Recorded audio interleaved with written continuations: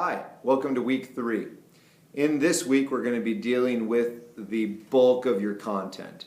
This is the week where you're going to write your lesson plan for how you're going to teach this content to your students, and then you're going to design a study guide to give to your students that your students will then work on and fill out, and in the process of doing that they will build further understanding and move up the ladder of Bloom's taxonomy to critical thinking.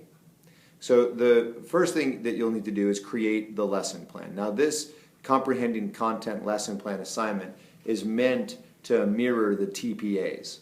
And so I'll be emailing out a template that you can use if you choose, and it is very similar to the TPA format. But this lesson plan should be very detailed. This is going to be how you're going to teach the whole unit, really, the new material. So if this is if you're an English teacher and this was a short story or an act from a play, this would be your lesson plan for the whole act or the whole short story of how you're going to do that. If this was a math section, it'd be the same thing. History, same thing. If it was a dance unit, it would cover from the beginning to the end of the entire dance unit. So I don't want you to get too bogged down in terms of thinking of the daily lesson plan. Instead, I'd like you to build a unit plan, really. And the best way to do this is, number one, determine the learning outcomes. This is really, really important. The learning outcomes are what you want your students to be able to do at the end of the unit. And you need to write those out. They need to be in student-centered language, so students will be able to compare and contrast using 3 different criteria and multiple details in a top hat organizer, for instance, or a graphic organizer of some kind. You will need multiple learning outcomes. This is the one piece I see missing from lesson plans oftentimes. Is one that just comes to my mind. A teacher candidate said that their learning outcome was that students will gain an appreciation for Edgar Allan Poe, and that was the only learning outcome.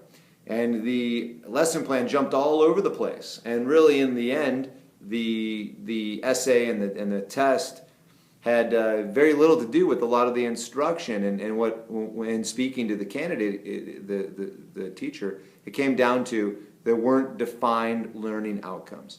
If the goal was to teach Gothic imagery, literary devices used to build suspense, then that should have been the focus from the beginning. And then the piece of content becomes the vehicle to getting to those learning outcomes. So you need to come up with several learning outcomes that are specific and measurable. The more measurable, the better.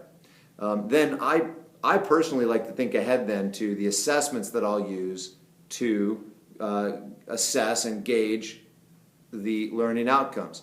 So if it's going to be an essay in an English class, then I would actually write up that essay prompt first. If it's a math, I would think about how do I need to assess this at the end. Is it going to be just a paper test? Is it going to be some sort of performance task? And I would actually put that together next.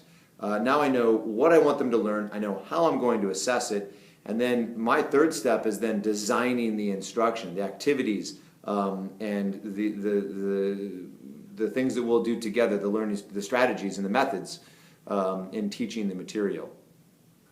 And that's when you really can get creative, and there's real science and art to teaching, to both. And I think the science is coming up with good, clear learning outcomes and developing an assessment plan. And then the art is in the creation of how you're going to teach and convey this material to the students. So I think if you think of your lesson in those terms, it'll be a lot easier. Learning outcomes, assessment, and then design the instruction.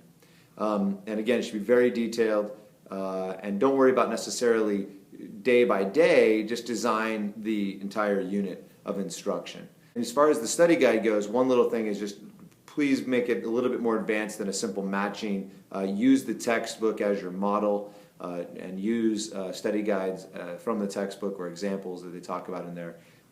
And your study guide should build in complexity from beginning to end, and you should get to a point at the end of the study guide where you're asking kids to answer more open-ended questions and getting closer to critical thinking. So if you have any questions, please email me, and I look forward to reading your lessons. Thank you.